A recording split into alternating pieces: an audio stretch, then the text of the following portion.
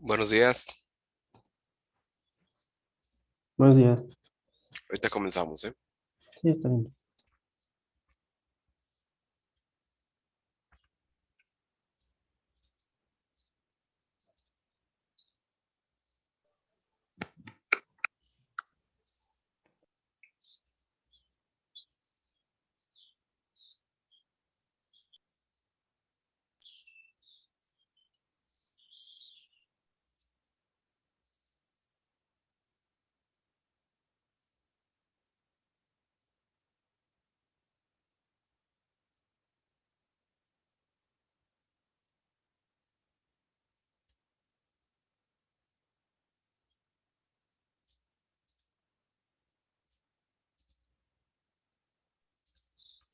Buenos días, profesor. Buenos días, Cristian.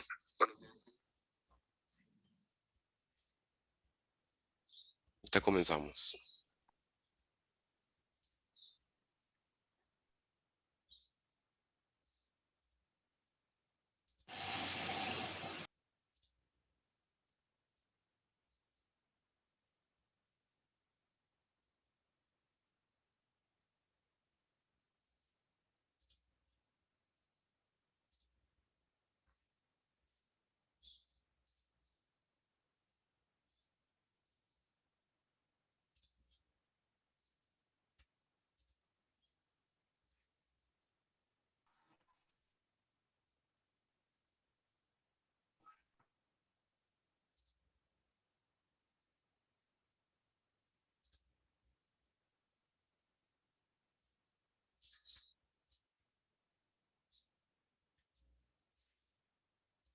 Listo, ya estamos todos. Ok, vamos a aprovechar hoy para ver un poco de teoría que ya se acerca nuestro examen. ¿Tuvieron alguna duda con la práctica de AutoCAD primero? Para dedicarle un tiempo en dado caso que fuera necesario.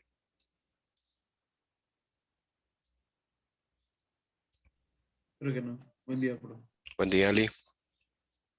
Ok, si no hubo dudas, vamos a continuar. Nosotros habíamos visto que era mantenimiento predictivo y nos quedamos en ¿no? Que era mantenimiento de emergencia o asistencia a producción. ¿Cuál es la diferencia? Bueno, es el que se ejecuta un pequeño grupo de personal de mantenimiento que normalmente se encuentra en las líneas de producción, en todos los turnos en los cuales se van a operar, ¿no? Y la finalidad, pues, es resolver cualquier problema de mantenimiento en los equipos que llegar a dificultar la producción y restablecer el funcionamiento de la línea lo antes posible. Por ejemplo, en el caso de General Motors, de todas esas empresas automotrices, más o menos para que se den una idea, depende mucho de cuál sea la función o la parte que se esté ensamblando o el tipo de línea que se tenga, pero más o menos se tiene un estimado de que el costo por minuto ronda alrededor del 1 millón de pesos, ¿no? Entonces, 2, 3 minutos perdidos son 2, 3 millones de pesos perdidos porque no se está produciendo. Sin embargo, normalmente, ¿qué es lo que vamos a ver o qué es lo que vamos a encontrar? En el caso de ustedes, por ejemplo, es un poco más fácil encontrar trabajo en este tipo de empresas porque normalmente hay pocos ingenieros y la oferta que existe de universidades, por ejemplo, en electrónica, se limita a dos, ¿no? Que es la Universidad de La Salle y el Tecnológico de León. Y tomando en cuenta de que creo que ya no sé si el único que realmente ahora sí queda con oferta nueva de electrónica sea el Tecnológico de León. Entonces, realmente son pocos los ingenieros y la aplicación o el campo que se utiliza, en el que se utilizan este tipo de ingenieros, pues es muy alta. Entonces, Profe, sí, ¿en la ya no está el programa ¿en de dónde? electrónica en la Bueno, Salle? no abrió la última generación, la primera. Entonces no sabemos si se vaya a seguir abriendo o eso, ¿no? Pero eso lo hablo como maestro, no como miembro, ¿no? Pero si ustedes se fijan, no hay generación de primero, por lo que tengo entendido. Entonces, esto Muy bien. pues a causa de la pandemia, ¿no? Sin Sí, embargo, la oferta académica o sea, digamos que la demanda de este tipo de ingenieros es muy alta, muy, muy alta. De hecho, por esa razón, Ustedes si van, por ejemplo, a Puerto Interior, a otras empresas, aún sin experiencia los pueden contratar con un salario pues considerablemente alto. Hablo desde 10,000 hasta 18,000 pesos al mes, que si lo comparan, por ejemplo, con un egresado de comunicación, mercadotecnia, psicología, que son carreras un poco más saturadas, pues a veces es hasta 5 veces mayor, a pesar de que ustedes no tengan experiencia, ¿no? Eh, ¿A qué se debe esto? Bueno, a la aplicación y a la oferta. Entonces, aquí debemos de considerar nosotros lo siguiente. Eh, en algunos casos, por ejemplo, de General Motors y demás, ellos tienen, por ejemplo, un ingeniero de control todo el tiempo ahí puesto, que está al pendiente de eso, que lo cual no es raro, ¿no? Por lo general uno que pensaría, bueno, si yo soy ingeniero y trabajo en General Motors, ahí estoy todo el tiempo. A lo que yo me refiero es que, por ejemplo, marcas como Allen Bradley manejan un esquema de mantenimiento en el cual, a pesar de que tú como planta tengas tus propios ingenieros, tú vas a tener un ingeniero nosotros especializado en el uso o manejo de controles de velocidad o de controladores lógicos programables de Allen Bradley ahí en planta. Y muchas de las veces, pues este ingeniero no está haciendo nada porque es muy difícil que el PLC como tal de un problema, más bien va a ser algún sensor y demás. Sin embargo, si es necesario meterse al programa o si es necesario meterse al PLC para checar qué es lo que está ocasionando que esto pare, rápidamente esta persona tiene que estar ahí en el lugar, en el momento, ¿no? Esa es una de las emergencias o funciones de mantenimiento de asistencia a producción. Es alguien que completamente está dedicado a que durante su turno la planta no pare, ¿no? O al menos la línea de producción como tal no pare. Ahora, para la prevención del mantenimiento, nosotros vamos a encontrar que existen mejoras que se introducen en equipos nuevos en sus etapas de especificación técnica y diseño, con el objeto de hacerlos más adecuados al mantenimiento que se les hará en el futuro. Las mejoras surgen, por ejemplo, de la experiencia del mantenimiento de los equipos de la línea y son trasladados a los equipos de reemplazo durante un sistema, durante su diseño y su construcción. Un ejemplo muy claro son los pistones neumáticos o hidráulicos, ¿no? ¿Cuál es el principal detalle que van a tener? Bueno, como por lo general estos implican un movimiento y si las presiones son normalmente altas o con el paso de la activación, con el paso del tiempo y la activación del pistón, normalmente vamos a encontrar que, por ejemplo, los sensores de principio y fin de carrera que están colocados sobre el pistón, por lo general tienden a resbalarse si estos tienen la tecnología de cierre de un opresor. Entonces, por tanta vibración en la máquina y sobre todo en el actuador, que es el caso del pistón, y sobre todo si no se tiene mucho control en cuanto a la presión y el perfil de movimiento que tienen dichos pistones, cada golpe implica una sacudida que eventualmente va a ir logrando que el opresor se afloje. Además de que es natural que con la temperatura y los cambios, por ejemplo, de frío a calor y luego de calor a frío, muchas de las veces estas propiedades cambian la densidad y el tamaño de los elementos metálicos, haciendo que estos crezcan y obviamente todo tiene que crecer y luego disminuyen, dejando ahora un vacío en el cual pues vamos a encontrar que el opresor pues va perdiendo su precisión o va perdiendo su agarre, por así decirlo, para evitar que el sensor se mueva y esto ocasiona fallas comúnmente. Entonces, ¿qué es lo que se hace? Bueno, en lugar de poner este tipo de sensores sobre el pistón, por lo general se colocan elementos de sensores inductivos, tanto al principio como al final de la carrera, pero que ya leen el vástago como tal y no leen el interior del pistón como normalmente lo vamos a ver. Otro ejemplo podría ser el colocar relevadores en las cadenas de paro de emergencia. Y así como, por ejemplo, vemos en esta imagen una serie de relevadores colocados, bueno, estos relevadores nos pudieran decir a nosotros qué es lo que podemos hacer, o más bien dicho, cuál es el botón de paro de emergencia que está colocado, ayudándonos a nosotros a identificar cuál sensor pudiera ser el que nos pudiera activar este paro. Sobre todo estamos hablando de que esta cadena de paros de emergencia no nada más involucra botones, sino que involucra, por ejemplo, el uso de cadenas de seguridad, barreras ópticas, escáneres de presencia y demás, ¿no? Con esto nosotros podemos saber cuál es la señal que ha abierto el paro de emergencia, o más bien dicho, cuál es la señal que ha abierto esta cadena y nosotros poder actuar sobre ella para verificar si ha sido un falso contacto o en un momento dado ha sido efectivamente una intervención humana en la línea de producción, ¿no? Entonces, el modificar este tipo de herramientas, por ejemplo, normalmente vamos a ver que las clemas, que son elementos que ustedes ven a la derecha de color gris que sirven para unir dos cables distintos, estos elementos que están ahí, bueno, vamos a ver que a veces si son de tornillo, por lo general se aflojan y los cables pues tienen un falso contacto. Se cambian por clemas que son tipo clamp, que nosotros lo vamos a conocer como de resorte, que en lugar de presionar el cable con la platina, por así decirlo, que une un cable con el otro, de presionarlo con un tornillo, lo presiona con un resorte, ¿no? Y ese resorte es activado o modificado su elongación a través de un desarmador que se coloca, se presiona, se abre el espacio para meter el cable y una vez que se mete el cable, se quita el desarmador y la prensa agarra ese cable sin masticarlo, sin morderlo, nada más lo presiona y el resorte es lo que va a estar logrando que efectivamente se quede ese cable ahí, lo cual reduce significativamente la cantidad este, pues ahora sí que de paros o de falsos contactos ocasionados por ese tipo de clemas, ¿no?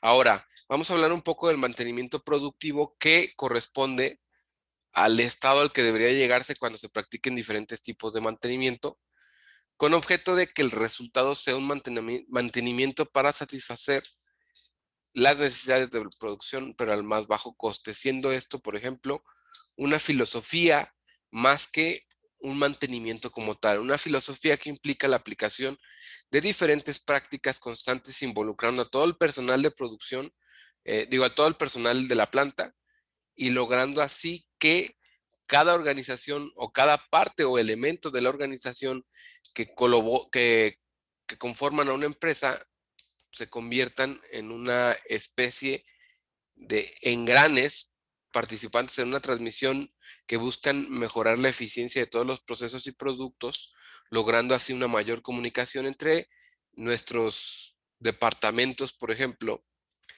y logrando así aplicar los mantenimientos, por ejemplo, preventivo, de mejora, de prevención y correctivo de una forma sincrónica y haciendo que esto sea eh, aprovechando la mayor cantidad de recursos que nosotros tenemos y siendo eficientes con tiempos, costos y materiales. Esto es lo que implica el mantenimiento productivo. Ahora, fallas comunes en los equipos electrónicos. Nosotros vamos a encontrar lo siguiente. Bueno, eventualmente, sobre todo lo que son dispositivos de electrónica de uso específico, como pueden ser aquellos controladores realizados por PLC, por FPGA, por DSP, por otro tipo de tecnologías que es un poco más complicado o hay menos apertura. Sobre todo, por ejemplo, si vemos aquí, era una máquina llenadora de botellas que tenía la característica de que estaba controlada por una FPGA.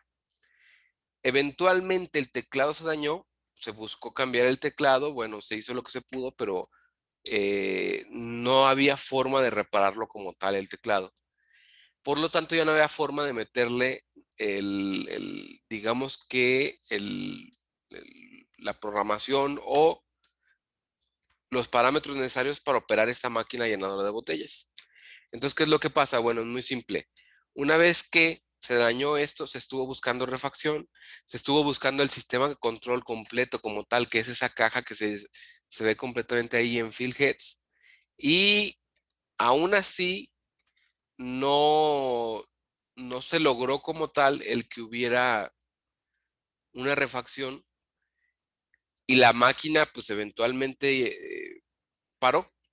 Entonces, ¿qué es lo que pasó? Al estar parada y no poder encontrar ni programa, ni accesorios, ni refacciones, porque esta era una compañía que ya no fabricaba este tipo de aplicaciones, porque eventualmente, pues algunas compañías son familiares y a lo mejor el hijo ya no quiso seguir o el nieto ya no quiso seguir o se vendió la compañía o desapareció o con alguna devaluación o algo se perdió la compañía entre tantas otras. eh, pues ese tipo de controles que están instalados en una planta, pues obviamente ya no existen o ya no hay forma de conseguirlo, ¿no?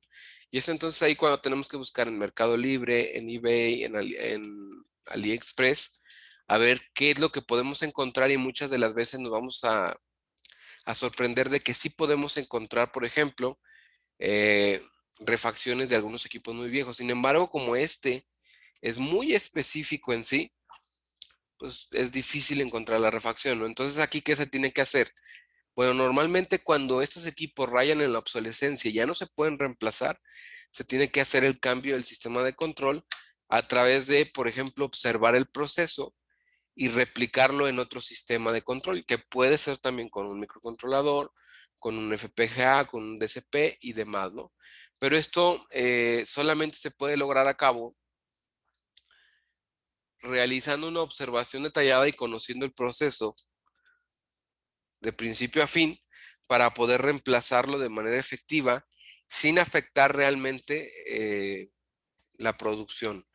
Y para esto, pues no se puede hacer ya que falló, sino que hay que ir identificando las fallas que este equipo tiene, las mejoras que se le pueden hacer y además hay que ir viendo el proceso siempre, en todo momento, identificando desde un principio el que este equipo ya no se va a poder reemplazar porque no tenemos forma de conseguir una refacción. Eh, lo cual lo hace pues hasta cierto punto interesante debido a que, bueno, eh, si nosotros vemos que algo ya no se va a poder reemplazar porque ya no existe, porque no hay algo similar en el mercado, porque no hay simplemente una forma de conseguir uno nuevo o una refacción para lo que nosotros tenemos, pues normalmente lo que se debe hacer es cambiar el sistema y para eso es importante identificar cómo va el proceso, cómo es el operador manejando este, este, digamos, esta máquina y a partir de aquí nosotros poder decir, bueno, el algoritmo de control es estas son las entradas, estas son las salidas y lo que nosotros tenemos que resolver o resumir es cómo este sistema combinacional va a trabajar, ¿no? Ahora, otras de las veces, las fallas en los equipos electrónicos pues van a incluir un falso contacto o una mala selección en cuanto al cableado, ¿no? Lo que vamos a ver. Aquí, ¿qué es lo que pasa? Bueno, aquí fue una falla por cortocircuito, es la alimentación principal de una fábrica de cajas que está ahí por el Timoteo Lozano. Y aquí el problema fue que algunos de los agarres que ustedes pueden ver se hicieron con cinta de aislar, el equipo, o más bien dicho, una de las líneas se sobrecalentó, derritió el plástico de la cinta de aislar y luego se juntó dos fases, no había protecciones antes de esto y obviamente, ¿qué fue lo que pasó? Al haber contacto entre línea y línea, se formó un cortocircuito que fue dañando por completo esta parte. Eso que ven ustedes desprendido en la parte de abajo es el medidor, o sea, completamente lo achicharró. Y pues bueno, esto es a causa de una mala selección del cableado. Aquí está todo mal, ¿no? Desde el registro, la forma en la que llegan las fases a este punto y luego de aquí cómo se distribuyen hacia el interior de la máquina, ¿no? Entonces, normalmente, ¿qué es lo que vamos a encontrar? En una máquina o en un tablero o en un registro, nuestros principales enemigos pues van a ser los falsos contactos, los cortocircuitos y los falsos contactos eventualmente se van a presentar en equipos, por ejemplo, como contactores, como relevadores, porque son elementos mecánicos y por lo general un falso contacto viene ocasionado por un elemento mecánico, ¿no? Sobre todo si este elemento va a tener movimiento. ¿A qué me refiero con esto? Imagínense un relevador. El relevador pues simplemente se va a estar activando conforme nosotros activemos la bobina, y sabemos que la bobina está aislada galvánicamente de los contactos. Sin embargo, los contactos, además de que se están moviendo, implican de que hay una apertura y un cierre con respecto a ese contacto y que justo en el momento en que se abre y se cierra normalmente, de un lado que va a ser el común va a haber voltaje y va a haber cierta corriente que va a querer circular a través de ese contacto que nosotros tenemos como auxiliar. Ahora, si bien es esto correcto, nosotros sabemos que el principal problema viene en la desconexión, implicando que cuando se desconecte el equipo, va a haber una pequeña chispa que va a querer brincar de un punto al otro. Por eso nosotros siempre vemos que en la conexión y desconexión siempre hay una pequeña chispa, sobre todo si el relevador es de color transparente, ¿no? Y esa pequeña chispa tiene sentido porque nosotros sabemos que para que se brinque 1 milímetro necesitamos 1000 volts, ¿no? Si vamos reduciendo la distancia, eventualmente el aire se va a ionizar por el voltaje que nosotros tenemos ahí y al ser una distancia menor, bueno, vamos a ver que en algún punto es el suficiente como para que brinque de esa contacto al otro, generar una pequeña chispa. Y el problema no es que se genere la chispa, sino que esta chispa trae como consecuencia, por ejemplo, el que en el contacto se haga una especie como de eh, carbonización. Sí, creo que es la palabra correcta. Que es una especie como de mancha negrilla que se va a hacer y que va reduciendo la capacidad de conductividad o la conductividad entre los contactos, ¿no? Haciendo ahí un falso contacto que se puede limpiar, se puede abrir el relevador en algunos de los casos y lavar con alcohol isopropílico, tallar un poco con un cepillo de fibras de metal y lograr quitar ese tipo de manchas, ¿no? Con los contactores pasa exactamente lo mismo. De hecho, los contactores por lo general, si después de un cierto tiempo se tiene que medir la resistencia entre L1 y T1, entre L2, T2, entre L3 y T3, para saber el valor del voltaje que se queda almacenado entre las puntas. Y cuando este valor ya es grande, 10, 5 volts, pues ya es importante el hacerle una limpieza a esos contactores, ¿no? Porque ya hay una resistencia en ese punto, que es un falso contacto que se genera, pues obviamente, entre en el punto en el que eh, hace contacto y se cierran esos contactos que están ahí. Ahora, algunos contactores que son de mayor calidad, pues traen una cámara extinguidora de chispa, haciendo que su vida útil pues sea muchísimo mayor y ocasionando que estos a lo mejor no tengan un tiempo de reemplazo o una falla por falso contacto de manera común, ¿no? Haciendo que pues su tiempo de vida sea mayor. Sin embargo, el precio pues tal vez es un poco más elevado, aunque aquí valdría la pena evaluar siempre y en todo momento el cuánto tiempo voy a tardarme en cambiar el contactor, que por lo general en estos casos va a ser un tiempo mucho más grande, a en cuánto tiempo voy a tener que parar la línea para darle mantenimiento al contactor o para cambiar el contactor, ¿no? Y esto implicando comprar otro contactor de refacción y cuántos contactores voy a tener que comprar para suplir la vida que me puede dar este que está más caro, ¿no? Entonces, sí nos vamos a encontrar que hay contactores, por ejemplo, como el ROG, como Chint, que son una línea un poco más económica, igual de efectiva, pero más económica, implicando que no tienen algunas ventajas de un contactor como de Müller o Siemens o de ABB, ¿no? Que ya a lo mejor tienen, o de Schneider, que tienen una tecnología un poco mayor, pero la función es la misma. Entonces, aquí es donde nosotros tendríamos que evaluar qué es lo que más nos conviene, ¿no? Si es un contactor que va a entrar una vez cada cierto tiempo, pues lo vamos a considerar de forma innecesaria el tener a lo mejor un contactor muy caro. Si la carga es muy inductiva, pues es muy probable que sí tengamos que tener un contactor de este tipo porque eventualmente el otro contactor con unos cuantos ciclos puede ser que se dañe. Eh, el cortocircuito, bueno, es fácil de explicar, ¿no? Es cuando se juntan dos líneas, por así decirlo, o cuando se juntan dos puntos cuya diferencia de potencial es considerable aumentando la corriente, ¿no? haciendo que esto sea un peligro para todos los equipos relacionados o alimentados bajo estas líneas. Normalmente, ¿qué es lo que nosotros tenemos que tener en cuenta? Bueno, sobre todo en el manejo de señales analógicas, vamos a encontrarnos de que hay muchos controles de velocidad que mueven motores de corriente alterna que van variando su frecuencia para con esto lograr variar su velocidad. Se controlan a través de una entrada analógica y esa entrada analógica puede ser de 0 a 10 volts o de 4 a 20 miliamperes. Normalmente vamos a utilizar el esquema de corriente, sobre todo si tenemos problemas de ruido y si nosotros tenemos una distancia considerablemente larga. Y 0 a 10 volts por lo general se va a utilizar cuando estamos dentro del mismo tablero y no tenemos tantos problemas de distorsión armónica total. O sea, no tenemos tantos armónicos en la línea.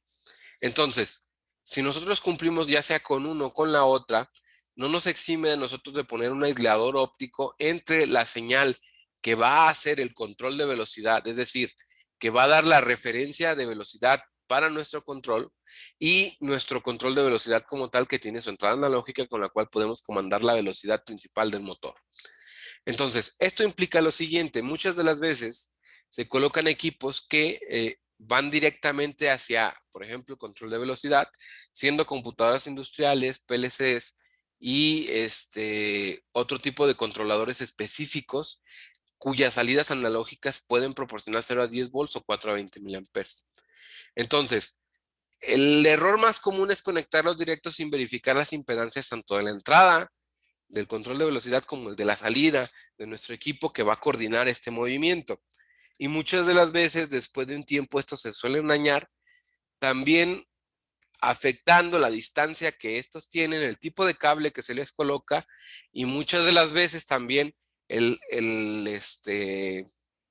si hay o no inferencia o interferencia por culpa de, por ejemplo, líneas de alta tensión o de cargas altamente inductivas, o de cargas clase 4, ¿no? Que son cargas que, por ejemplo, van relacionadas con la salida de variadores de velocidad. Entonces, todo este tipo de situaciones van a ocasionar que eventualmente, sobre todo si hay armónicos, se dañen este tipo de salidas. Y nosotros una de las formas más comunes es checar la impedancia de los equipos y ver que correspondan con nuestras hojas de datos, ¿no? Para evitar este tipo de cosas, lo que se hace es se pone un acoplador o un aislador, logrando que esto no ocurra. Porque por lo general, al dañarse tanto la entrada o la salida de nuestro sistema, vamos a ocasionar que pues si se dañó la entrada, por consiguiente daña la salida, porque normalmente si la resistencia va a bajar de un punto, se va a requerir un poco más de corriente, haciendo que el que sea el proveedor la quiera suministrar, llegando a un límite, dañándose a sí mismo, ¿no? Entonces, esto es lo que puede pasar con este tipo de equipos. Por eso es bien importante considerar el normalmente usar aisladores para este tipo de sistemas, ¿no? Ahora, también pudiéramos nosotros encontrar algunos casos en los cuales el hacer un cambio con energía pudiera llegar a dañar este tipo de equipos.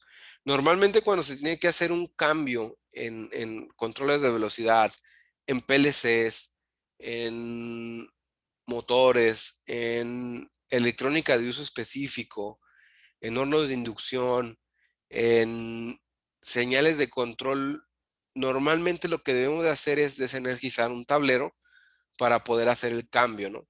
Sin embargo, muchas de las veces por la premura, porque no queremos que la máquina pare, queremos dar el mantenimiento así, con la línea encendida, por así decirlo, y además con voltaje, pues dentro de lo que es el tablero de control.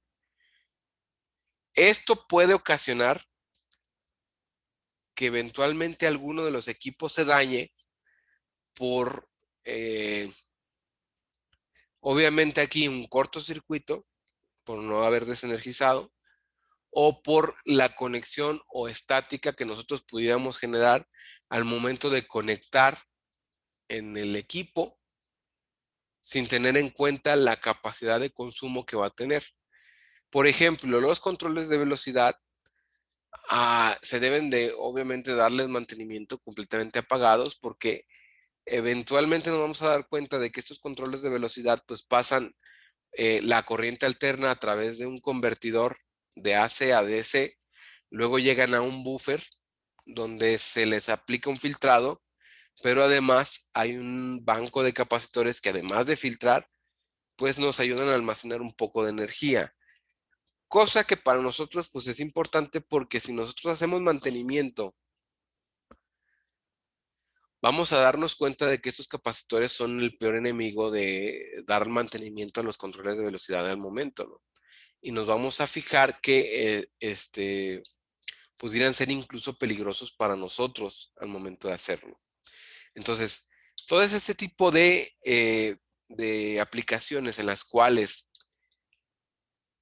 tenemos que hacerlo así porque no lo permite, son muy limitadas. Un ejemplo de aplicación que pudiera ser de este tipo es el cambiar la batería de un PLC o de un sistema de control.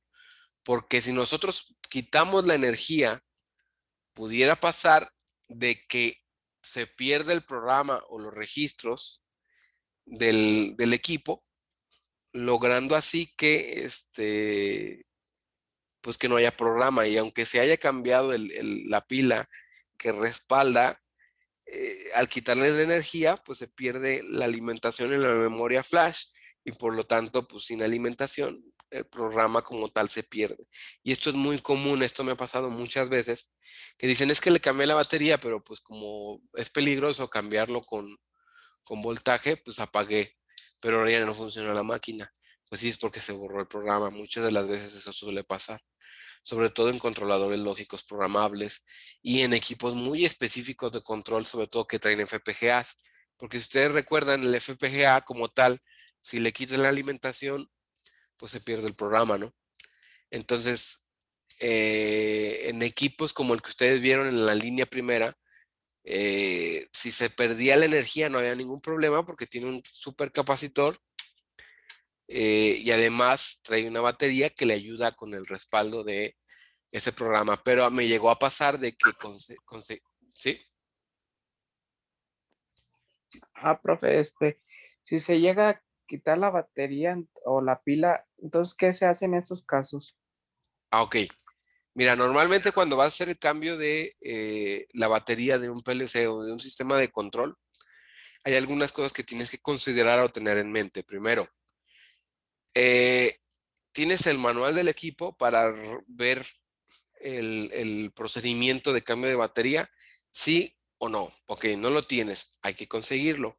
Sobre todo para averiguar si se le puede cambiar la batería estando energizado o si de plano no hay ningún problema porque además cuenta con un respaldo de banco de capacitores. De ser así, tú tienes la opción de verificar qué tecnología es la que estás utilizando. Si es un microcontrolador, tú sabes que por lo general con un microcontrolador no va a haber problema porque el programa se queda cargado, pero eso tú lo logras a través de un análisis de la tecnología de control que tienes. Entonces, si es un FPGA o si es un PLC, entonces sabemos que estos equipos no conservan en su memoria el programa si se les quita completamente la alimentación. ¿Esto qué va a ocasionarnos a nosotros? Bueno, si ya sabemos la tecnología, no pudimos encontrar el manual, pero ya sabemos la tecnología de control, que es la que está siendo respaldada por esta batería, y ya vimos que es un FPGA o es un PLC, y que efectivamente nosotros no vamos a tener digamos que el programa una vez que se pierde la energía, bueno, ¿qué es lo que vamos a hacer nosotros? Tenemos que conseguir el programa, por así decirlo, y esto implica tener el software necesario para poder visualizar el programa, el programador o cables o elementos necesarios para realizar la carga del programa a nuestro sistema y el archivo como tal que se le quiere cargar, ¿no? ¿Por qué? Porque muchas de las veces, bueno, requieres el compilador, ¿no? Que es el de ley, el ER Workbench, el Code Warrior, el RC Logix, el RC Links, o sea, todo el software que tú digas, Este es el software necesario para cargarle el programa. Ok. Luego viene el elemento que nos va a ayudar a cargar el programa, que en este caso pues puede ser un programador, ¿no?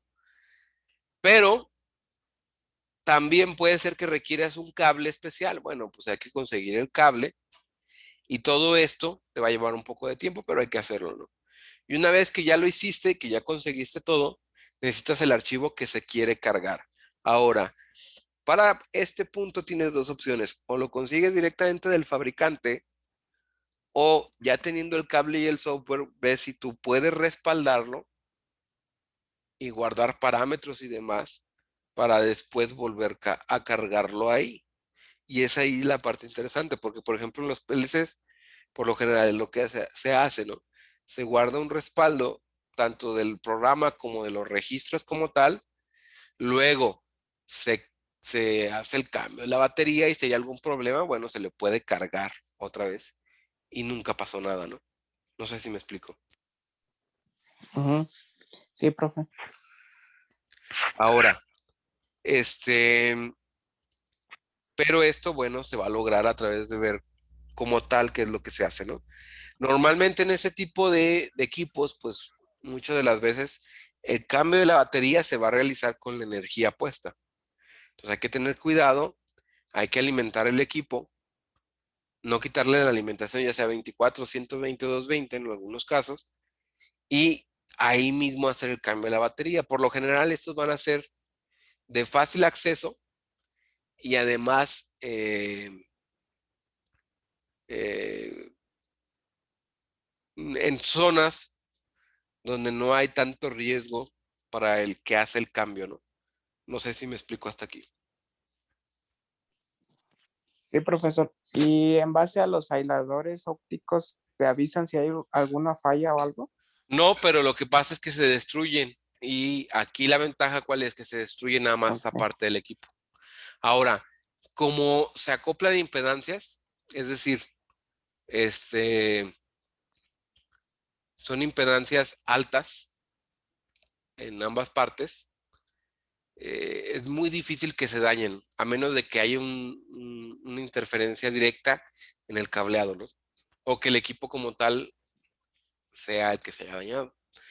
¿Qué puede ser? En un control de velocidad, si por alguna razón hubo un falso o un cortocircuito entre la línea de 24 y el bus de DC que está interno, pues obviamente ahí se va a ir toda la lógica de control y eso puede implicar la entrada o haciéndonos que se dañe cualquier cosa que esté alimentada a 24 volts y que llegue ahí, ¿no? Y ahí puede ser el caso de nuestra señal. Pero como está el aislador, proteges al elemento fuente de esa señal. Dañes el aislador, pero es mucho más barato un aislador que, por ejemplo, una computadora industrial o un PLC. No sé si me explico. Claro que sí, profe. ¿Algunas dudas aquí? No, profe.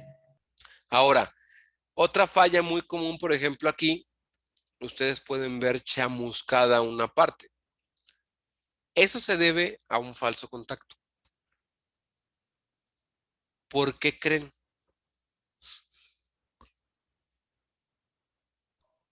Aquí se ve muy ¿El claro, ¿no? tornillo? Sí, son tres fusibles, pero el tercero se ve quemado, ¿no?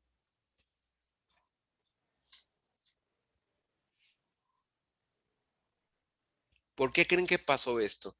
Y nada más en uno de los tres.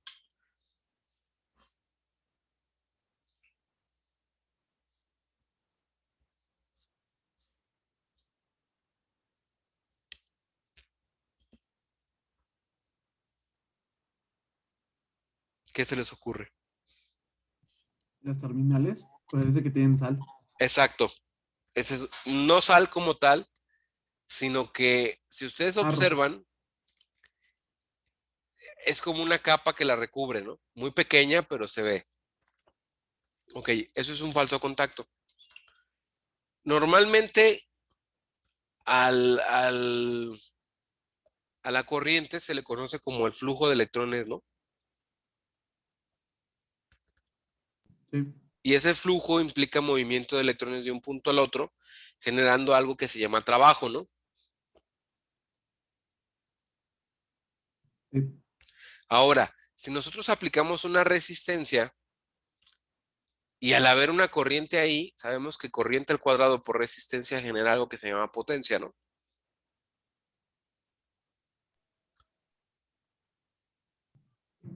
Sí.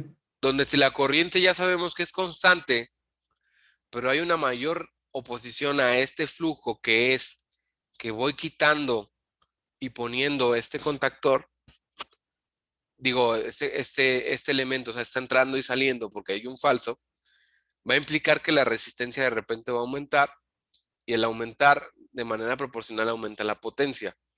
¿A qué voy con esto? Que normalmente en los falsos contactos nosotros ver que la línea que tiene el falso contacto o las líneas que tienen falso contacto como tal, pues tal vez puedan calentarse un poco más que aquellas líneas que no lo tienen. Y muchas de las veces lo que ocasiona como tal es que estas líneas pues se dañen. ¿Por qué? Porque normalmente se dimensiona el cableado para cierto valor de la corriente.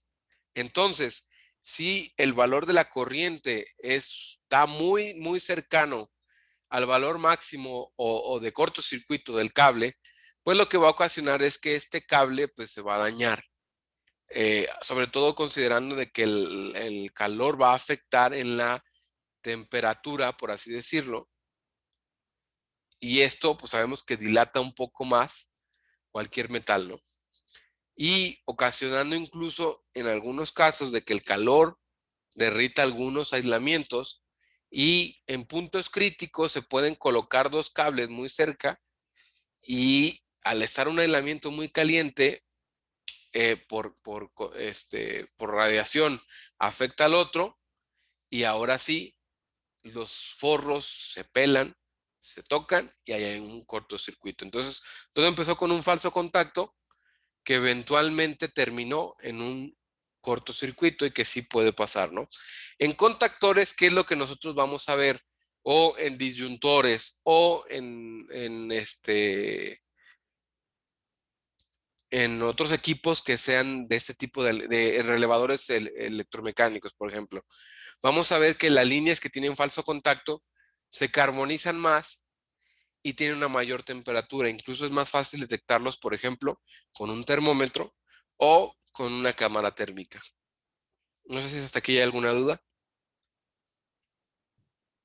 También cuando un equipo está muy caliente puede ser afectado por el clima. Me refiero a que genera algún tipo de Sí. humedad.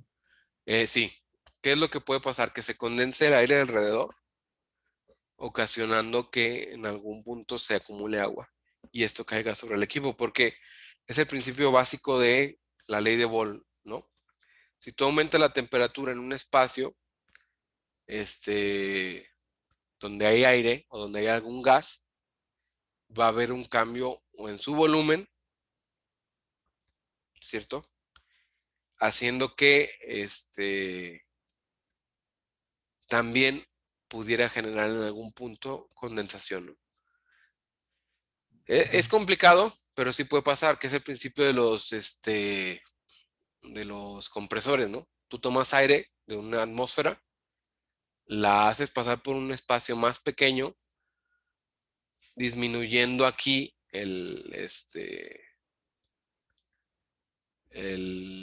digamos que el volumen y pues por lo tanto aumenta la temperatura, ¿no? Creando pues por consiguiente una mayor presión, ¿no? Y si tú te fijas en los aires, al aumentar la temperatura, pues la humedad que conlleva el aire como tal, porque hay humedad en el aire, se va a condensar y es por eso que de repente, si tú agarras no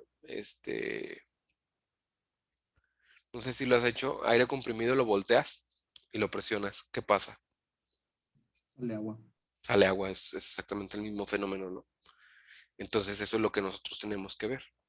Entonces, si pudiera pasar, es complicado, pero sí pudiera pasar. Ahora, lo que sí puede pasar es que con las altas temperaturas, los equipos de control que estaban dimensionados, la circulación de aire para cierto carga térmica, eh, le añades el exterior y esto puede ocasionar que no, no estén preparados, ¿no? O sea, ellos normalmente estamos en León entre 30 y 40 grados, o sea, no vamos a pasar de 40 grados, es muy difícil, 1 o 2 veces al año, ¿no? Pero si tú no hiciste un buen dimensionamiento, por ejemplo, de un tablero que trae un control de velocidad, o ya estás teniendo problemas por temperatura en los semiconductores y demás, y luego le suman la temperatura externa, sí es muy probable que se vaya a fallar. O sea, esto sí puede pasar y es muy común, ¿no? Entonces ahí sí. O de forma inversa, ¿no? Que fue lo que ha estado pasando hace 2 semanas o 3 semanas en el norte del país, ¿no? Que, por ejemplo, Texas, pues no estaba preparado porque normalmente en Texas no neva, ¿no? O sea, no es algo que suceda. Entonces hubo partes en las que nevó como tal y no estaban preparados. O sea, tuberías, todo no estaba preparado, ¿no? Entonces lo mismo puede pasar con estos equipos. O sea, no se está preparado para este tipo de condiciones y pues se dañan. Que es muy raro, pero sí, pues sí pasa, ya lo vimos, ¿no? Y en todo lo que afectó.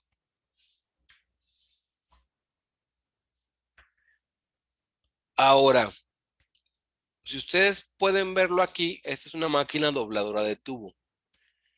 Y la foto que se ve a la derecha, la de la izquierda es la máquina como tal, ¿no? Es una dobladora de tubo para formar, por ejemplo, los tumbaburros que van en algunos carros. Y vamos a ver nosotros aquí que para lograr el movimiento que dobla el tubo, se utilizan pistones de tipo hidráulico. Y en la imagen de la derecha vamos a ver una central hidráulica que es donde está la bomba, que ustedes la pueden ver del lado derecho. Y vamos a ver, por ejemplo, las válvulas. Pero si ustedes observan en la parte inferior, ¿qué es lo que pueden observar?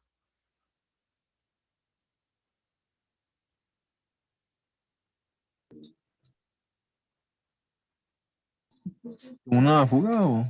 Exacto, o sea, hay mucho aceite. Esta máquina, cuando yo tomé esta foto, tenía menos de un año, implicando que ya menos de un año no debería de estar pasando esto. No, Ahora, es mucho. es mucho para el poco tiempo que tiene la máquina.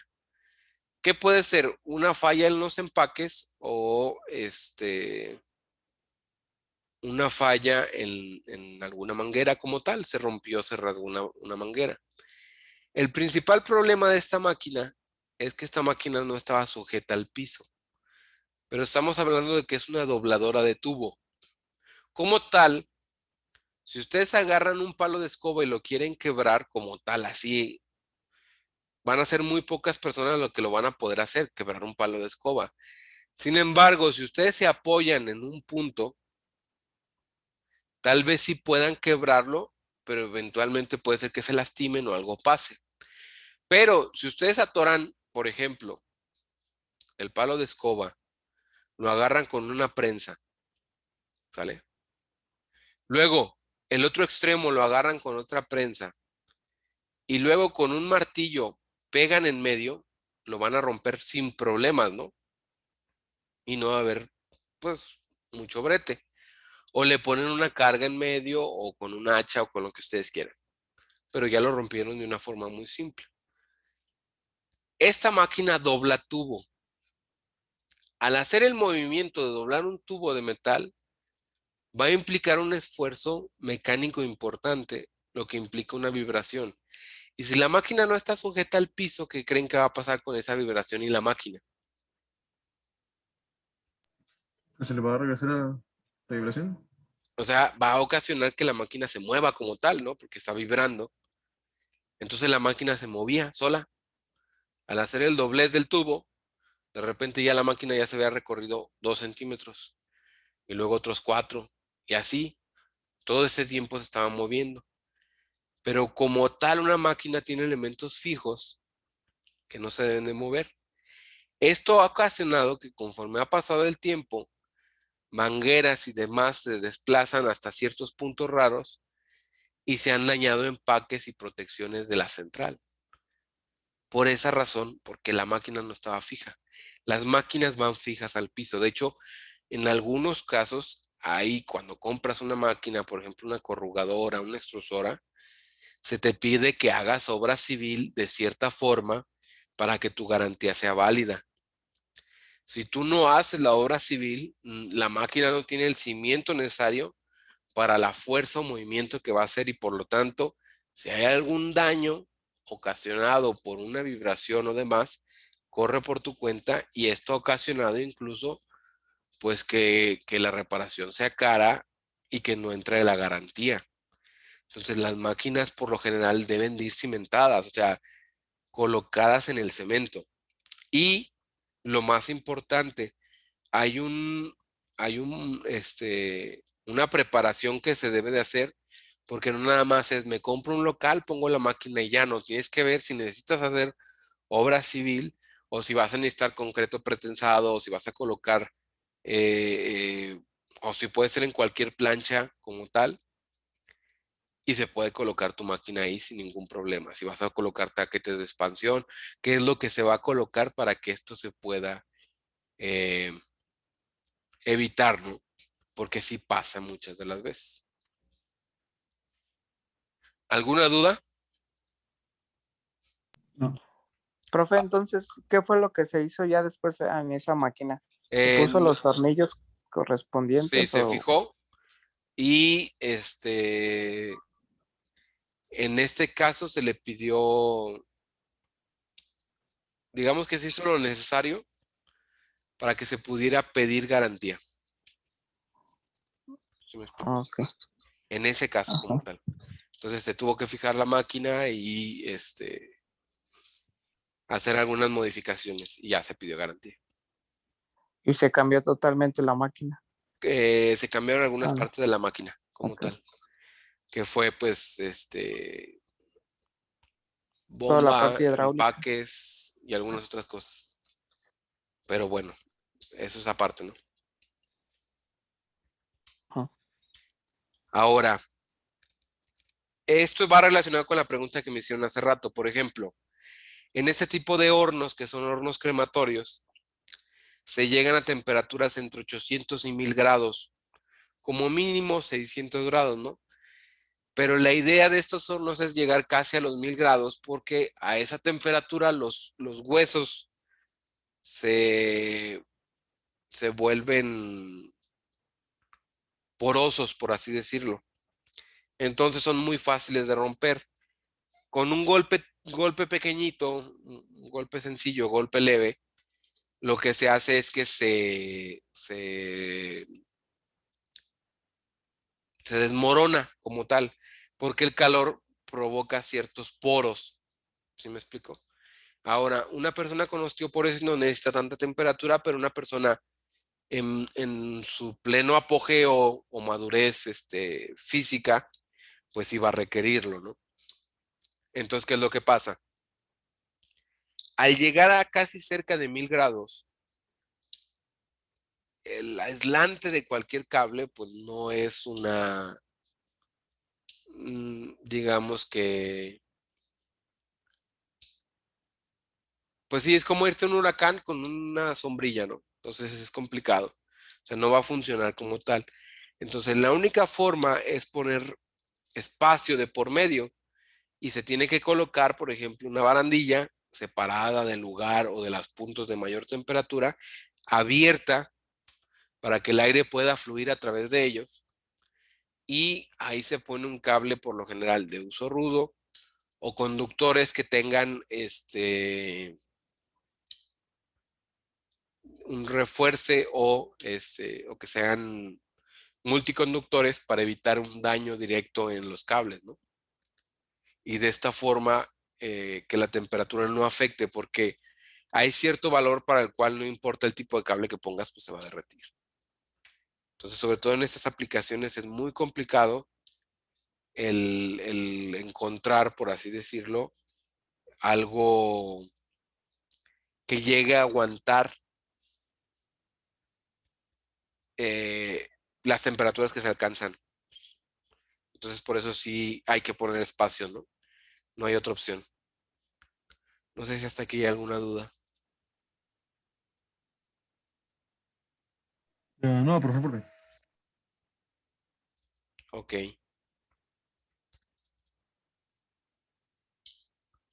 Denme un segundo, por favor.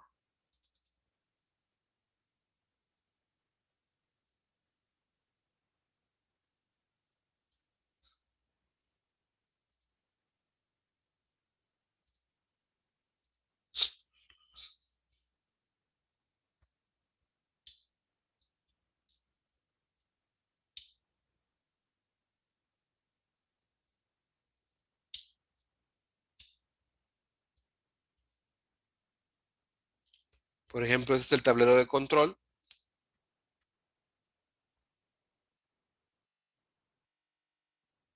El horno como tal.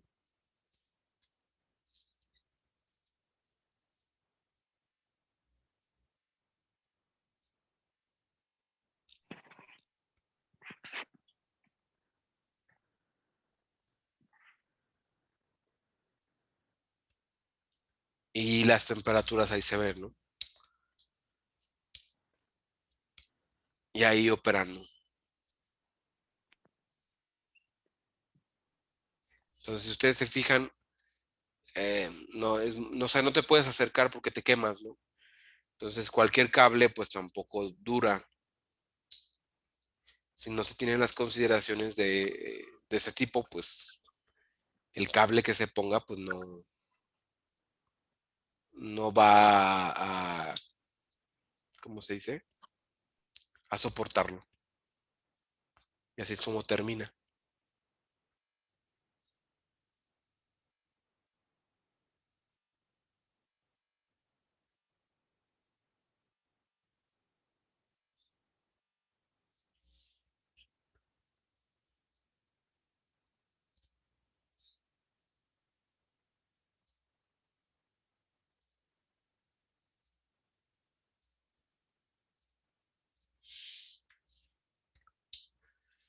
Ahora, otra falla muy común, por ejemplo, es la extrusión de plástico.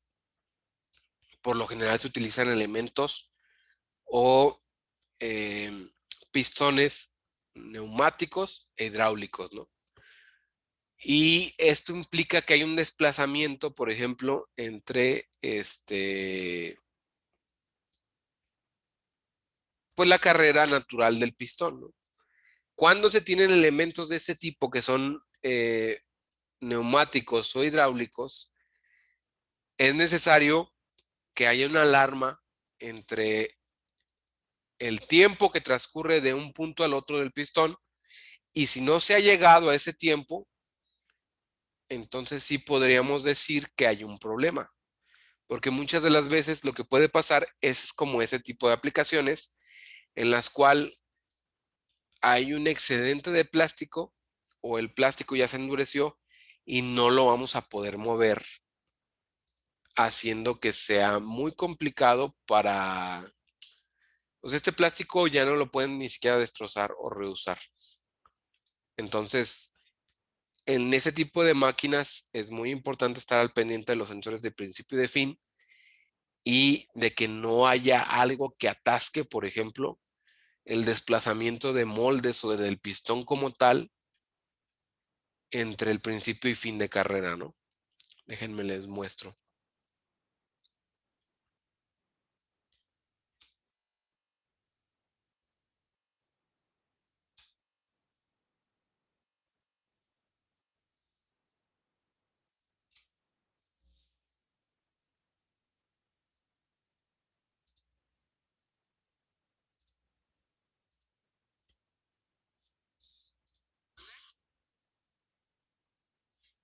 Ahí se puede ver, ¿no? Ese desplazamiento se logra a través de hidráulica.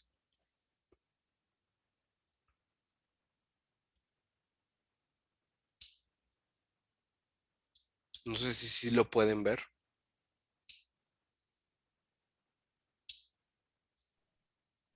¿Cuál es el desplazamiento ahí?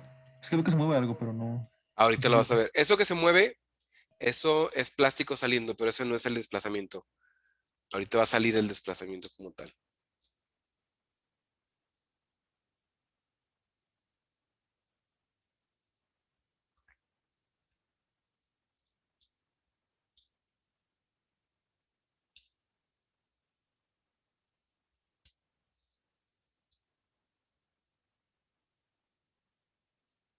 Ahí. Ahí se abrió. Se mueve. Cierra. Desplaza, ¿no? Ese es el desplazamiento como tal. Ahí la mayoría es hidráulica.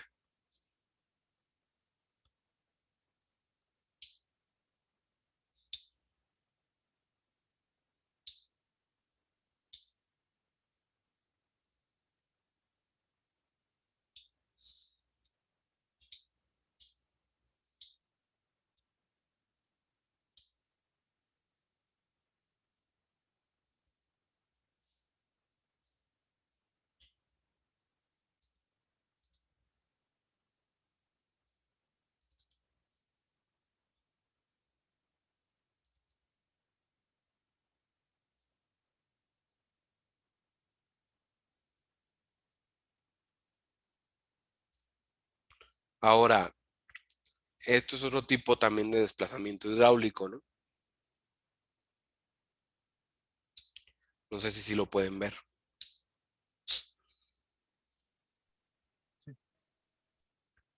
Esos son los sensores que comúnmente van a fallar.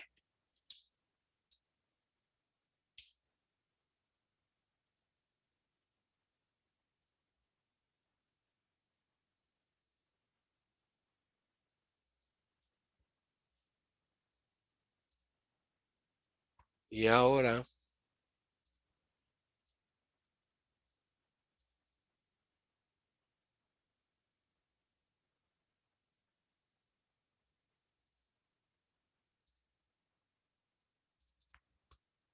este es un ejemplo de neumática.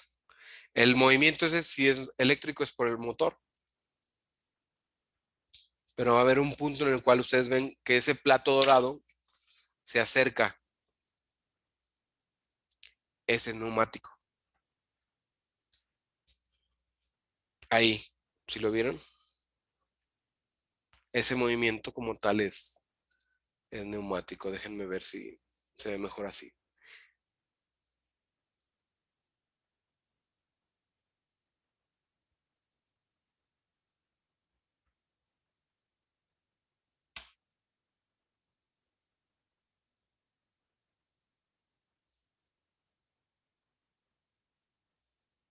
Pero hay que hacer el plato, o sea, ¿está Ese girando? plato es un clutch, sí. Entonces, cuando entra aire, se enclocha, por así decirlo, y gira porque está girando el motor. No sé si me explico. ¿Has manejado estándar? Sí, Haz de cuenta igual. Cuando normalmente aquí está suelto el clutch. Haz de cuenta que aquí está suelto el clutch. Por eso gira y no se mueve nada. Cuando entra el aire, es como si metiera el clutch. Entonces acopla y gira. Y al girar eso, gira una navaja y corta. Ah, ok. Ok, ok. Nada más sí es una aplicación interesante porque el aire hace que mecánicamente un plato se desplace, se encloche y eso hace que corte la navaja. Pero es puro aire. Poca señal, por así decirlo. Y un motor eléctrico que está trabajando constantemente, ¿no?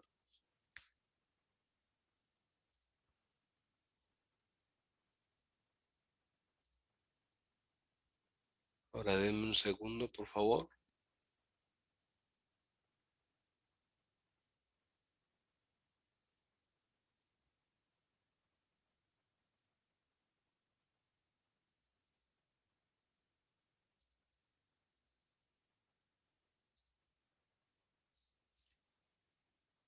Por ejemplo, Esta es una termoformadora. Esos movimientos que ustedes ven, incluso ahí se ve, eso casi todo es neumática e hidráulica.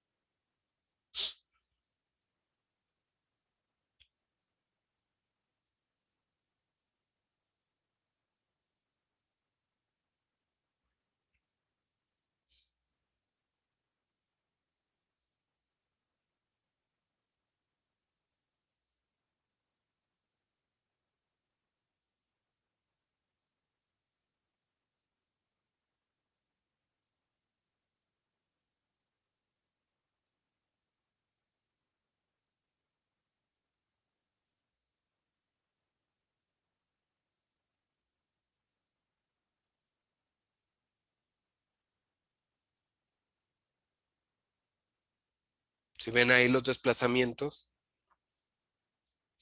esos sí son hidráulica. El desplazamiento es por un motor eléctrico. Ahí fue hidráulica. Y el corte y demás es por neumática.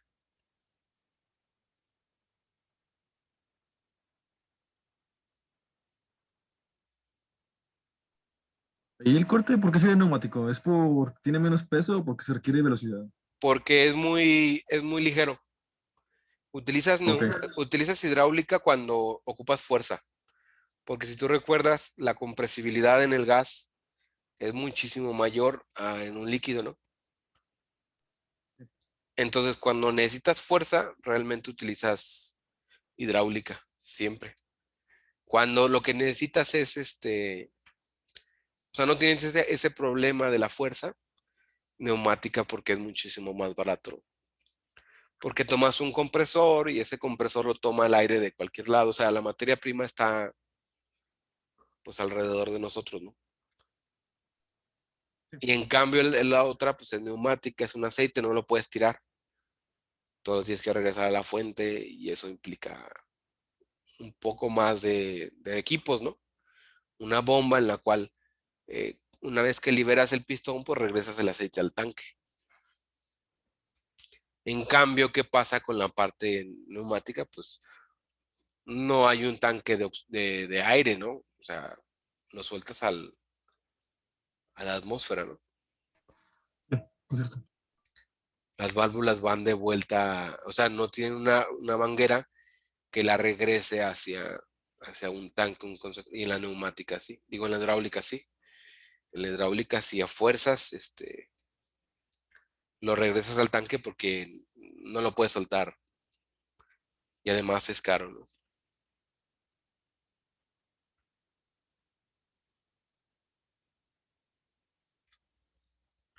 No sé si hasta aquí hay alguna duda. No, profe. Ok, entonces,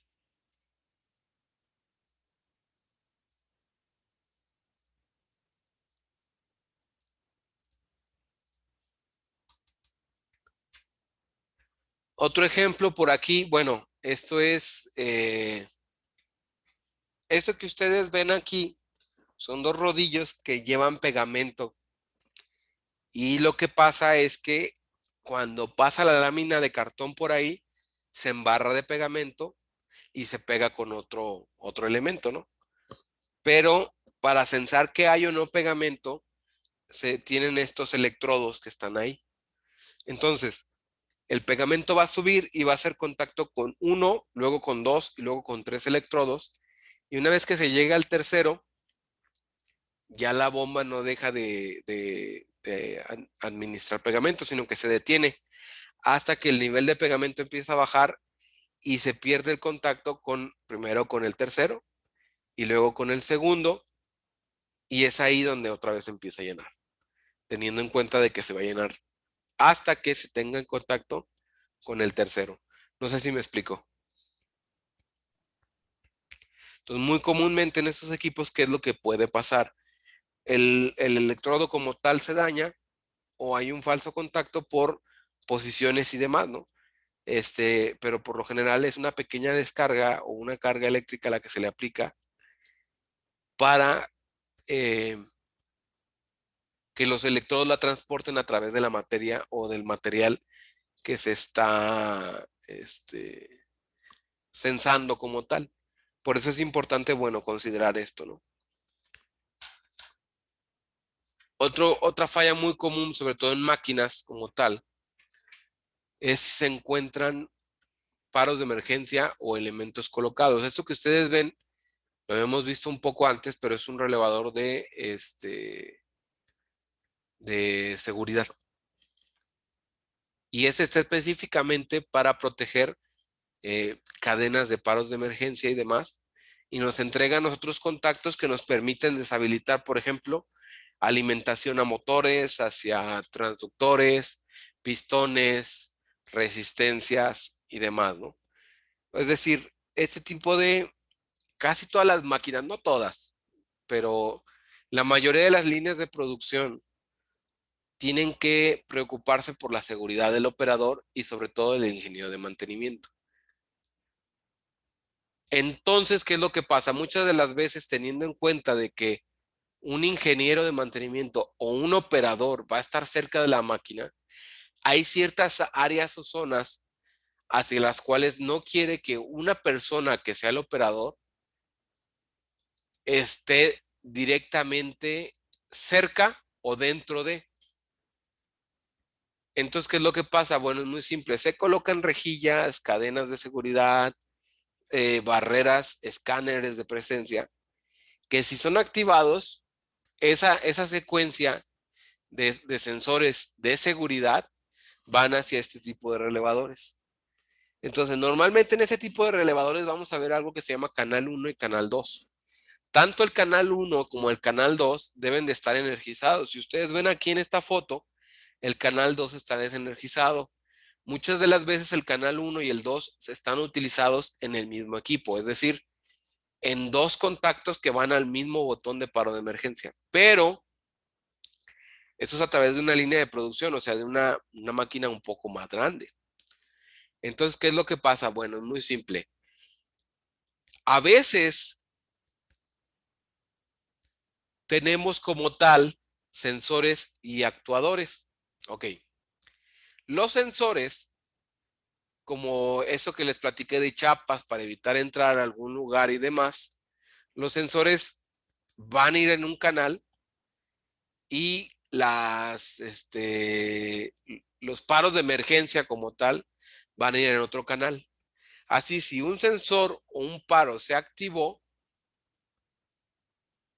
deshabilitamos toda la alimentación, por así decirlo, para cualquier motor, resistencia y demás. Entonces es muy común que muchas de las veces pues llegamos y la máquina no funciona y marca paro de emergencia, ¿no? Entonces, ¿qué hay que hacer? Pues hay que verificar o estar buscando relevadores de seguridad que son muy fáciles de ver, ¿no? Son amarillos o son rojos. Y una vez que los encontramos, tenemos que ver si sus canales están activados. Y si no están activados, hay que seguir la cadena de paros o la cadena de sensores que está ocasionando que eso se detenga, por así decirlo. No sé si hasta aquí hay alguna duda. ¿Bastaría con activar el sensor o se ocupa Disculpen. para volver a permitir que el relevador bueno, para desactivarlo, pues para activarlo? ¿Se debería volver a resetar el sensor o se ocupa hacer otra cosa como los fusibles que ocupas como recargarlo? Esa es una muy buena pregunta. Normalmente estos relevadores van a tener una cadena que es una cadena de restablecer. Entonces, ¿tú qué es lo que haces? Primero, asegúrate de que canal 1 y canal 2 ya estén bien cerrados. O sea, la cadena entre canal 1 y canal 2 que es, en este caso aquí vemos, mira, canal 1, creo que se alcanza a ver.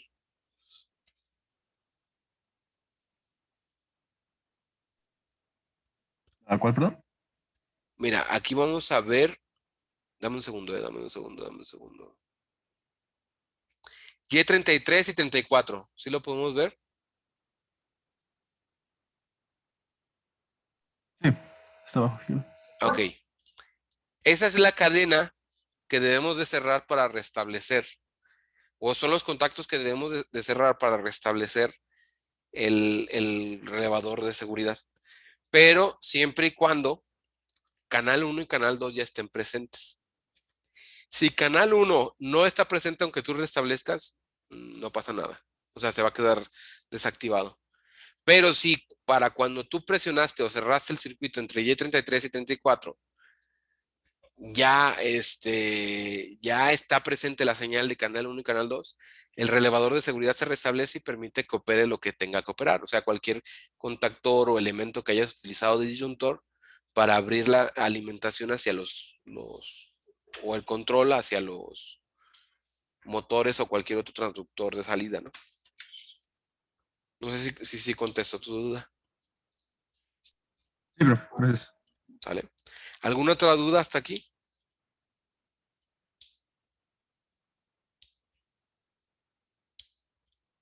No, profe. Todo bien, profe. Ahora, aquí también este es interesante, ¿no? Porque en la máquina que ustedes vieron, que era la termoformadora, hay una parte del proceso que lleva agua. Y el control está justamente debajo de donde se aplica el agua, por así decirlo.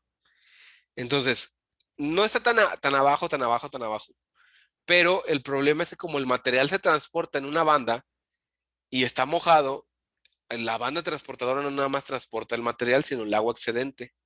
Y es entonces cuando vamos a ver que esa agua viaja por el material y caía sobre el gabinete de control. Entonces, no sé si ustedes pueden ver el relevador y ver cómo por dentro se ve como si estuviera polveado.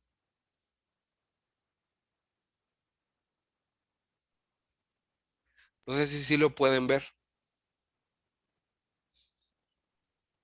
Ya, sí. Ok, ese polvo no es polvo, es vapor, que se genera porque hay agua dentro del relevador y cada vez que se activa hay una chispa y esa chispa ocasionaba que se evaporara, pero había agua dentro del relevador. Si ustedes observan la base que está del lado derecho de ese relevador y la parte inferior que parece mugre, no es mugre, es agua con óxido. Entonces, todos los equipos que involucren el uso de agua, se tiene que asegurar de que el tablero o el gabinete de control o esté alejado o sea IP67 cuando menos.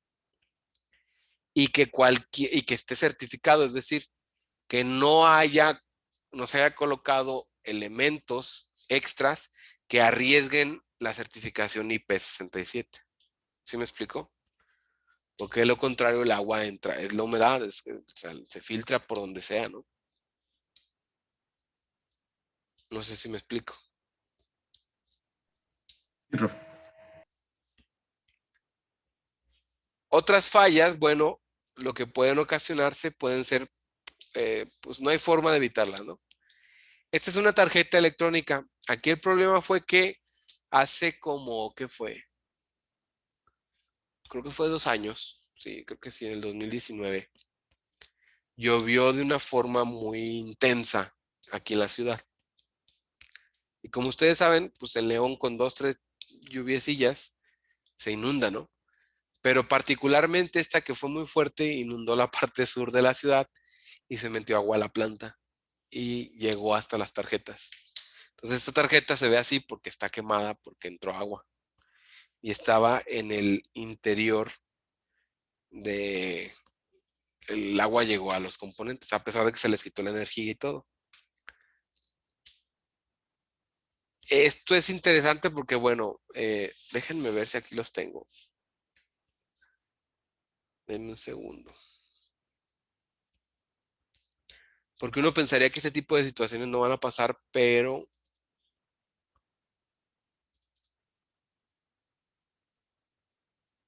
a veces el clima no lo podemos controlar. Y son situaciones que, pues suceden, ¿no? Y no hay forma de evitarlo. No sé si pueden ver el video. Sí.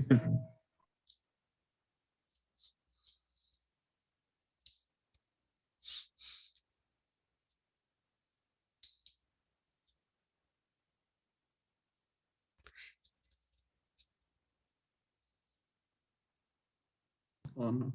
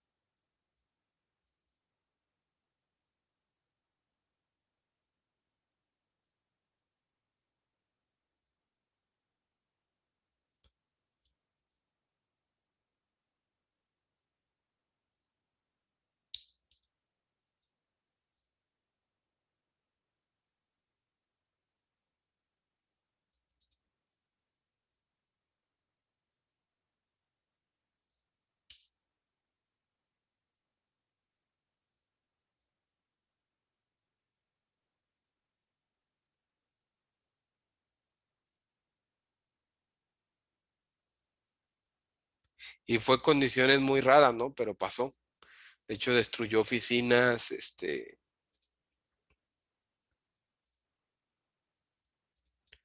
¿por qué? Porque, bueno, situaciones ajenas, ¿no? Y el problema con esta tarjeta, bueno, era que había que conseguirla ya, en este tipo de situaciones, ¿qué se debe de hacer? Apagar la energía de todo, todo, todo, todo, todo, todo, todo. No puede haber nada encendido.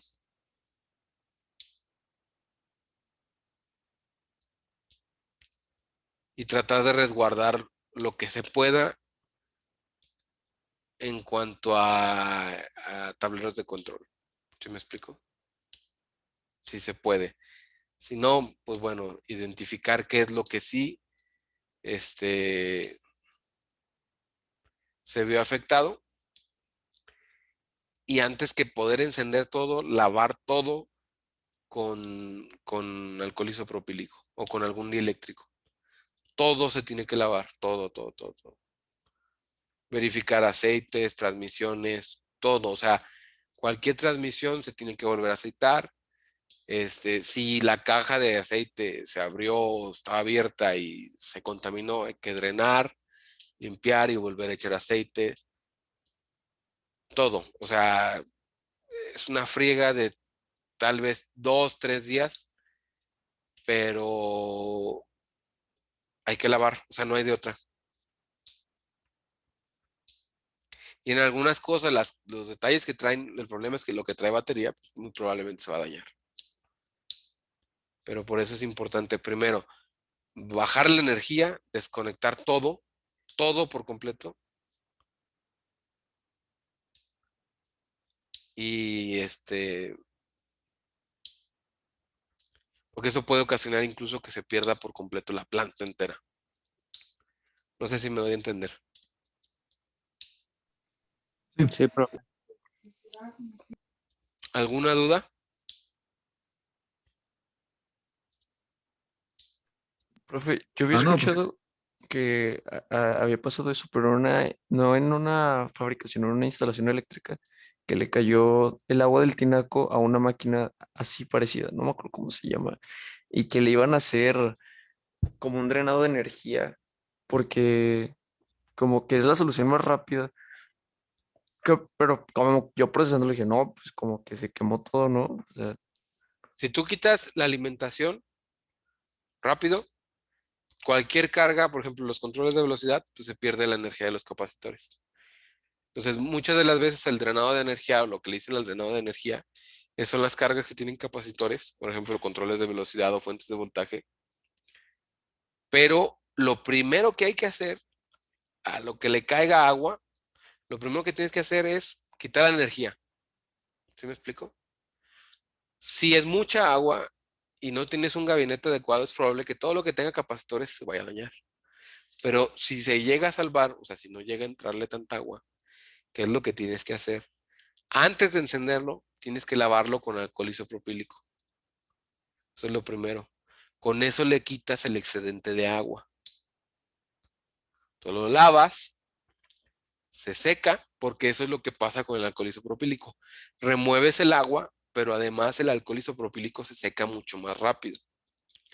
Y ya que lavaste, con eso también quitas cualquier mineralización provocada por el agua, porque incluso hay zonas donde se dice que el agua es dura, ¿no?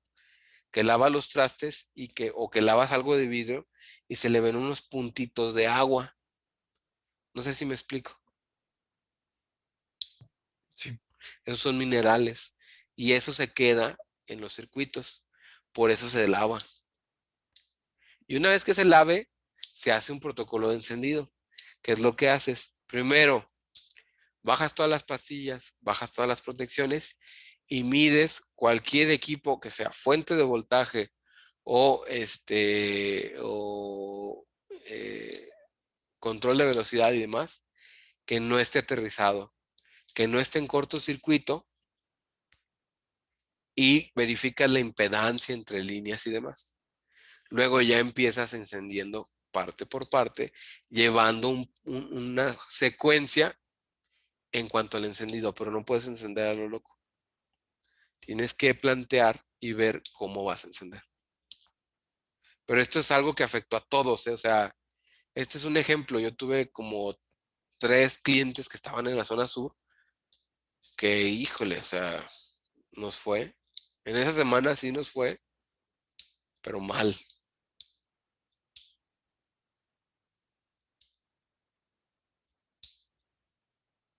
No sé si me explico. O si sí contesto tu duda. Sí, profe. Prof, ¿Sí? y ahí, por ejemplo, no se puede utilizar el aire, o sea, de ¿Comprimido? aire comprimido para Sí se puede. El problema con el aire comprimido es lo que platicábamos hace rato.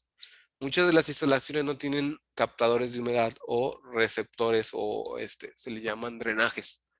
Haz de cuenta que normalmente, ¿qué es lo que pasa con el compresor? Tú sabes que presión es igual a volumen por temperatura, ¿no? Entonces, porque eso es la ley este, ley de los gases de Boyle, ¿no? Y tú sabes que uno de los tres debe de ser constante y el otro debe de cambiar. Si la presión va a ser constante, lo que debe cambiar es el volumen y por consiguiente cambia la temperatura. Entonces, ¿qué es lo que pasa? Si tú, lo que quieres es mantener una presión y redujiste el volumen, la temperatura va a aumentar de forma significativa, haciendo que el aire, al aumentar su temperatura, va a ocasionarse una condensación de las partículas de agua que tenga en el punto. Ahí en ese punto, ¿qué es lo que pasa? Pues tú tienes que enfriarlo y es en ese enfriamiento cuando se realiza la condensación. O sea, aumenta su temperatura y no pasa nada, pero el momento de enfriarlo, porque lo tienes que enfriar, es ahí cuando pasa. Y es ahí donde tú vas a ver chino, o sea, ahí se condensa. Y luego, esa agua, si no se filtra, si no se va en una bajada del sistema, porque por lo general tienes a cierta altura el aire, se va por ahí el agua. Y si tú con eso soplas, estás poniendo agua en ese aire comprimido que tienes ¿cómo se dice? En tu instalación. A menos de que si tengas un muy buen filtrado, que son cal, se pone cal y en otros se ponen drenajes, en otros se ponen receptores o trampas de agua. Entonces, es ahí donde sí puede, o sea, si tienes un buen sistema que capte toda esa humedad, sí lo puedes usar. Pero para cuando este tipo de situaciones pasan, como ya entró agua, tienes que lavar, no hay de otra. Y uno puede pensar, no, no pasa nada, se secan. No es como el cuerpo absorbe el agua. Esto es metal y esto es plástico y esto es cerámica y esto son otras cosas, son materiales que con el agua no se comportan igual, entonces quedan excedentes. Y en algunos lugares es tan crítica porque la humedad se metió por tantos lados que si no lavas y enciendes puede ocasionar un corto. Entonces primero hay que lavar. Eso es lo primero que hay que hacer. O sea, ya quitaste energía, bien. Ves que no hay nada destruido, haces una inspección, no hay nada destruido, la fuente no se fue. O sea, no hay nada que se vea quemado, va. Lavas, lavas, lavas, lavas, lavas. Ya que terminaste de lavar, quitas todas las protecciones, pero como tal lo que se recomienda no es tanto secar con aire, porque incluso el mismo aire que puedes usar trae humedad, sino que el problema es que como el agua se mete en todos lados,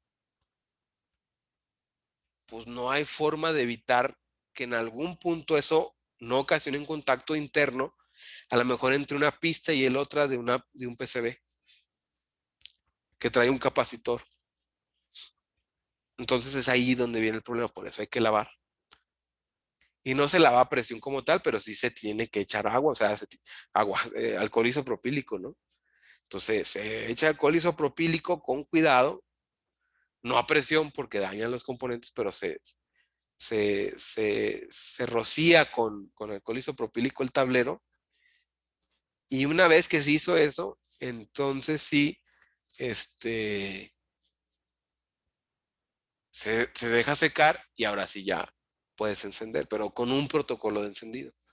No sin, ¿cómo se dice? No a lo loco. No sé si me explico. Sí, profe. ¿Sale? ¿Alguna duda? No. Ok. Profe, Sí, sí, sí, escucho. bueno, es que yo cuando he visto videos de, por ejemplo, máquinas que soldan y cosas así, a la hora de lavar con alcohol, lo hacen con una toallita estática o algo muy fino, pues, pero aquí cuando usted dice lavar los componentes, o sea, literal es echarle, bueno, no chorro a presión, como dijo, Ajá. pero sí, o sea, sí es Con alcohol mezclarlo isopropílico mucho. sí. Con alcohol normal no. Alcohol isopropílico sí. Alcohol normal no. Entonces, ¿qué es lo que pasa? Si tú vas a limpiar con cualquier toallita o demás, no tiene que ser algo que genere estática. ¿Sí me explico? Pero si tú lavas con alcohol isopropílico, ya no hay energía. Lavas con alcohol isopropílico. Y si hay que cepillar, lo haces con algún cepillo que no genere chispa, que no genere estática, no vas a tener ningún problema. Pero el truco no es que laves con alcohol, sino que sea alcohol isopropílico. ¿Sí me explico? No puedes Ok, agarrar, sí. porque, y eso pasa bien común, ¿eh? Tienes alcohol, sí, y te traen de la farmacia.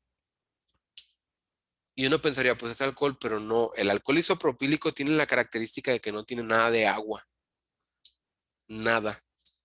Entonces es el adecuado porque sabemos que el agua es conductora, ¿no? Sí. Entonces por eso es bien importante que no tenga agua como tal. ¿Va? Dale, profe, gracias. O cualquier otro dieléctrico. ¿Va? Sí. ¿Hasta aquí alguna duda? No, profe. Ok. Y vamos a hablar por último, que es la compatibilidad electromagnética, ¿no? También es muy común.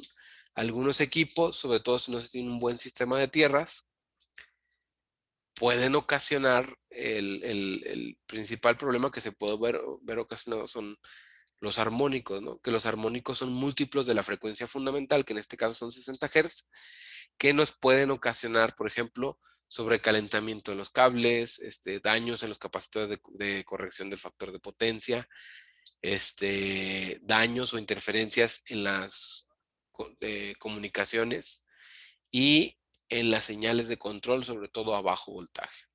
Por eso es bien importante nosotros tener un buen sistema de tierras o al menos blindar de elementos que nos permitan tener una compatibilidad electromagnética adecuada y aceptable.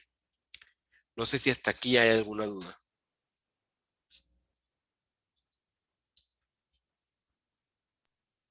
No, profe. Ok.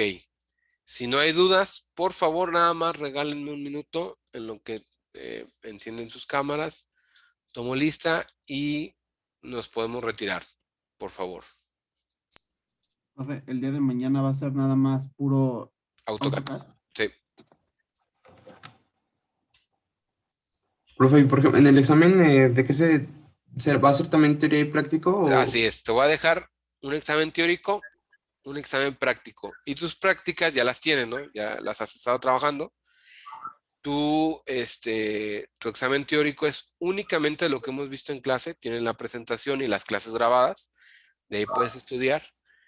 Y es obviamente un examen abierto como tal. O sea, no... ¿cómo te diré? Las preguntas no son de memorizar o de que una definición como tal, ¿no? Sino es un examen abierto, o sea, puedes usar presentaciones, libros, no hay problema, nada más. El objetivo es ver que hayas comprendido el concepto como tal, ¿sale? O que mínimo en las clases hayas, por ejemplo, ¿qué te puedo preguntar? Una idea, ¿no? ¿Qué tipo de alcohol utilizado para esas situaciones? Explica cómo cómo puede surgir un falso contacto. Una función muy específica del ingeniero de mantenimiento es, y te doy opciones. O sea, son cosas que de ese estilo pueden ser, ¿no? O sea, no te va a preguntar algo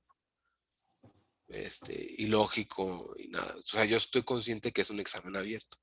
Entonces también no se lo tomen con una presión de un, no sé, Ricardo. de un examen de admisión o algo así, ¿no? Es un examen para evaluar qué es lo que han visto en clase como tal, ¿no? O sea, no tanto, o sea, es de razonar, más que nada, ¿va? Ok. Así estudien, vean las clases si quieren o tienen la presentación ya. Y obviamente les voy a dejar una parte en AutoCAD que esa les voy a dar tiempo para que ustedes la puedan hacer. Y una vez que la hagan, bueno, presentan la evidencia de haberla hecho y sería todo, ¿va? En teoría sería hasta el siguiente viernes, ¿no?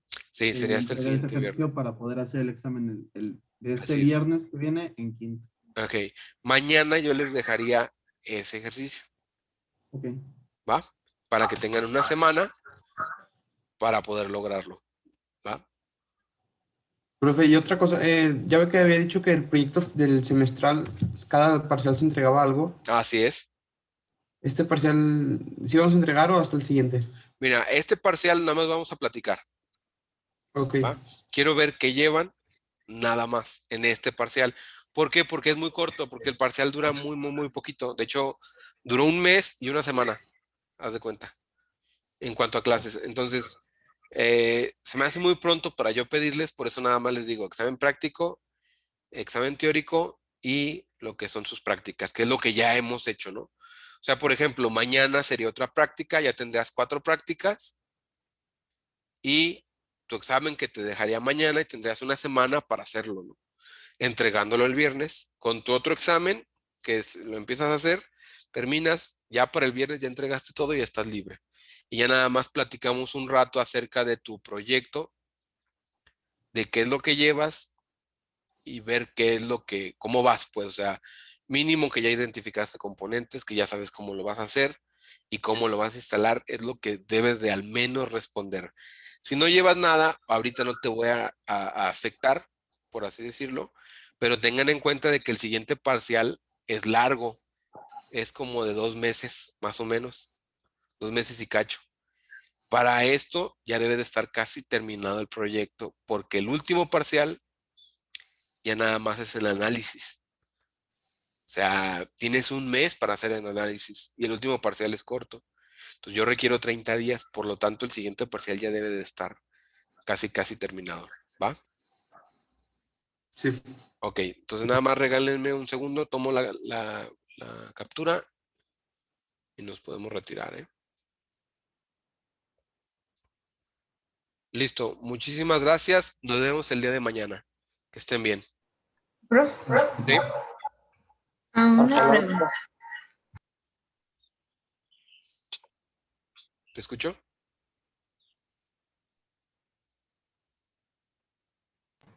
Sí, profe. Ya. La pregunta era de que no había entendido lo que dijo del examen. Ajá. O sea, lo práctico lo va a dejar, digamos Mañana. que mañana. Sí. Ok. Va. Sí. Ahora, eso que es examen práctico es lo que en tu evaluación está como proyecto. ¿Sí me explico? Ya. Entonces, Sí. tú tienes un archivo ahí en tu material de Teams, en tu carpeta. Ahí te dice proyecto, prácticas y examen, ¿no? Sí. Proyecto es lo que te dejo mañana, que es tu examen práctico. Ok. ¿Cómo se dice? El examen normal es un examen que te va a poner el próximo viernes. Y las prácticas son las que has hecho conmigo. De las que ahorita me has puesto capturas de pantalla y que me ha faltado a mí subir ¿cómo se dice? La liga para que las puedas anexar. Nada más, pero ya es algo que estás haciendo, ¿no? Profe, usted, lo de las prácticas de usted solamente es subir la evidencia o igual hacer un reporte. No, nada más subir evidencia, reporte ok. no. ¿Sale? Pura evidencia. Sí, profe. ¿Sale? Ok. Ok. Gracias. ¿Alguna otra duda? Ok. Muchísimas gracias y nos vemos mañana. Gracias, profe. Se Muchas cuidan. gracias, profe. Sí, Nos profe. vemos. Bye. Hasta luego. Gracias, nos vemos. Hasta luego, profe, buen día.